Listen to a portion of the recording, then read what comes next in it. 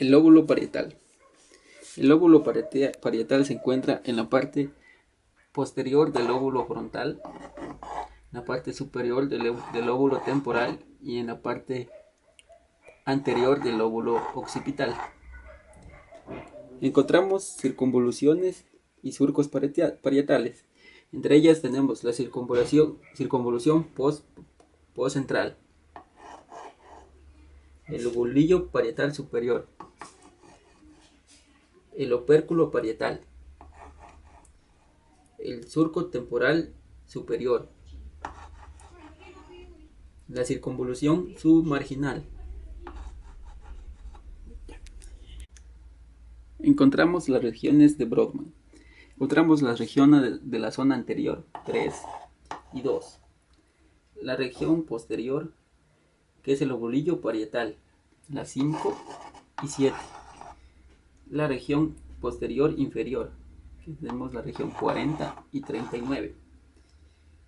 Y encontramos también la circunvolución supramarginal, que se encuentra en la región 40. Y la circunvolución angular de región 39, como les dije, era la posterior inferior. Y la zona anterior también consta la zona 43. Ya. El área PE es básicamente somatosensitiva y recibe la mayor parte de sus conexiones de la corteza somatosensitiva primaria. Sus vías eferentes corticales van hacia la corteza motora primaria y hacia las regiones motora suplementaria, así como el área PF. En consecuencia, el área PE desempeña cierta función en la guía del movimiento porque aporta información acerca de la posición de los miembros.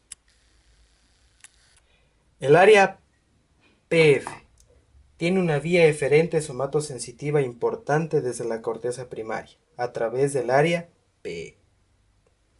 También recibe aferencias de la corteza motora y promotora y una pequeña aferencia visual a través del área PG.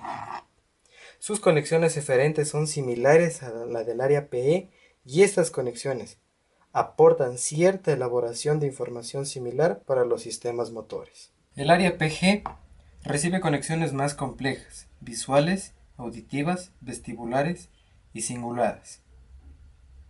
Se acepta que tiene un papel en el control de la conducta guiada, espacialmente en relación con la información visual y táctil.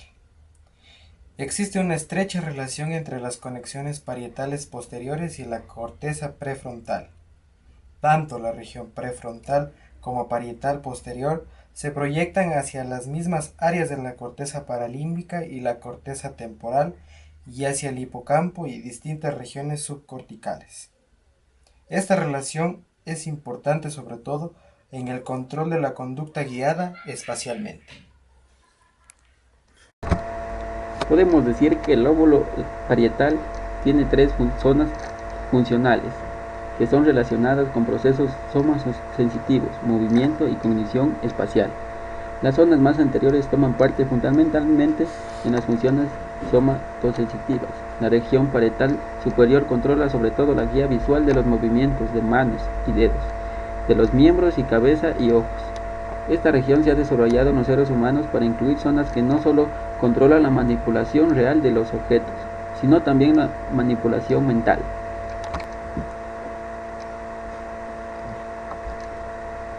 Los movimientos alrededor del cuerpo o en la imaginación necesariamente incluyen el espacio que rodea el cuerpo y el objeto. Por lo tanto, se puede concebir que la región parietal posterior tiene una función espacial, aunque su naturaleza concreta está lejos de ser clara. La región parietal inferior desempeña un papel importante en los procesos relativos a la cognición espacial y en los que han sido descritos como procesos cuasi espaciales, como los utilizados en aritmética y lectura.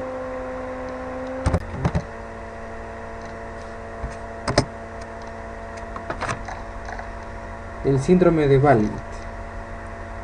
Wallin descubrió en un paciente una lesión parietal bilateral que se asociaba con síntomas visuales peculiares. El paciente tenía campos visuales completos y podía reconocer, utilizar y nombrar objetos, dibujos y colores normalmente, pero aunque miraba espontáneamente hacia adelante, cuando se le colocaba un conjunto de estímulos delante de él, dirigía su mirada 35 o 40 grados hacia la derecha y solo percibía lo que se encontraba en esa dirección. Por lo tanto, podía mover sus ojos, pero no era capaz de fijarlos sobre estímulos visuales específicos. Balin llegó a la conclusión de que el campo visual de atención del paciente estaba limitado a un objeto cada vez.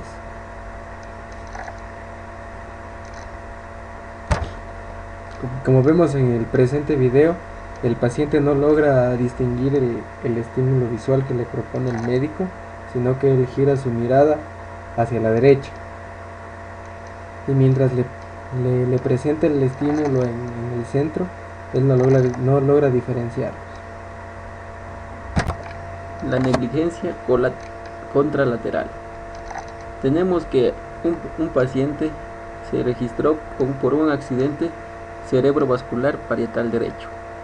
Este paciente tenía una cierta distorsión, donde desatendía el lado izquierdo de su cuerpo y el medio externo. Cuando le pidieron que levante sus brazos, no levantaba el brazo izquierdo, pero podía hacerlo si uno tomaba su brazo y le pedía que lo elevara.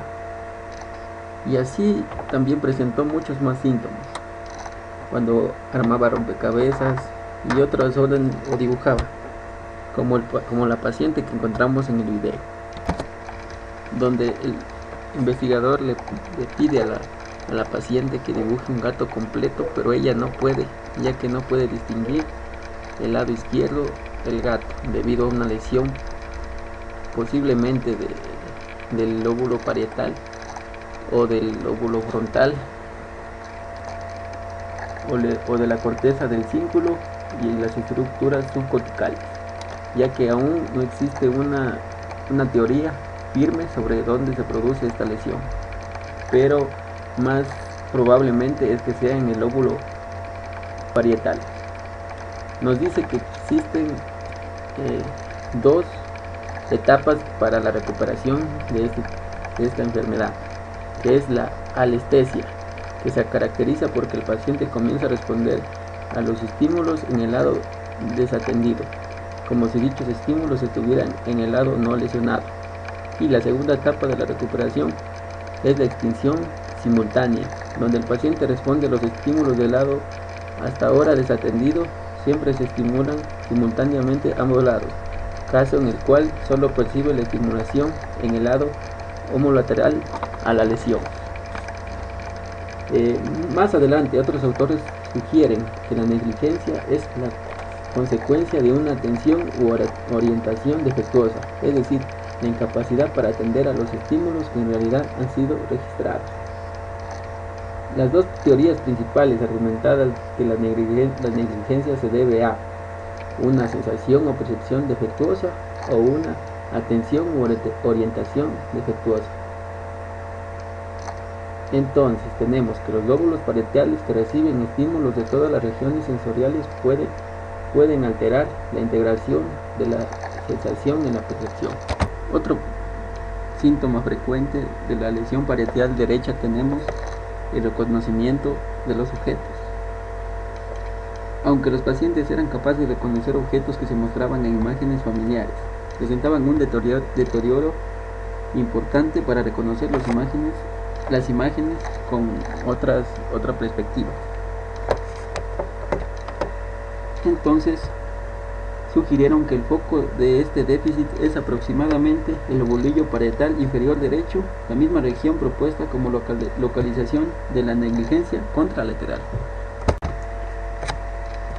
La apraxia y el lóbulo parietal.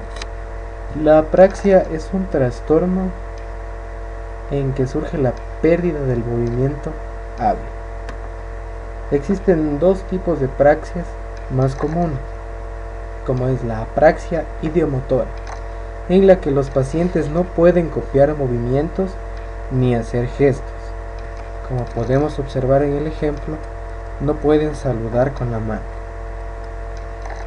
En la apraxia de construcción es un trastorno visuomotor. La organización espacial está alterado. Los pacientes no pueden armar un rompecabezas y no pueden copiar una serie de movimientos faciales. En conclusión, las lesiones de las regiones somatosensitivas del lóbulo parietal causan déficit en las funciones táctiles, que varían desde somatosensación simple hasta el reconocimiento de objetos por el tacto. La lesión del lóbulo posterior interfiere con la guía visual de los movimientos de las manos y los miembros. Así, en una lesión parietal izquierda puede haber apraxias de los movimientos, mientras que en una lesión parietal derecha puede producirse una apraxia de construcción. La lesión parietal izquierda también da lugar a síntomas cognitivos diversos, como el déficit en aritmética y escritura.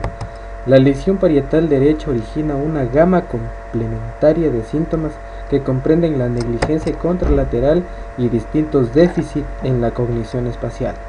Los análisis neuropsicológicos de las funciones del lóbulo parietal utilizan pruebas que son sensibles a diferentes lesiones. Estas pruebas están orientadas a la evaluación del funcionamiento táctil, la guía visual del movimiento y las funciones cognitivas, como la orientación espacial, que incluye tanto la copia de figuras geométricas complejas como la rotación mental.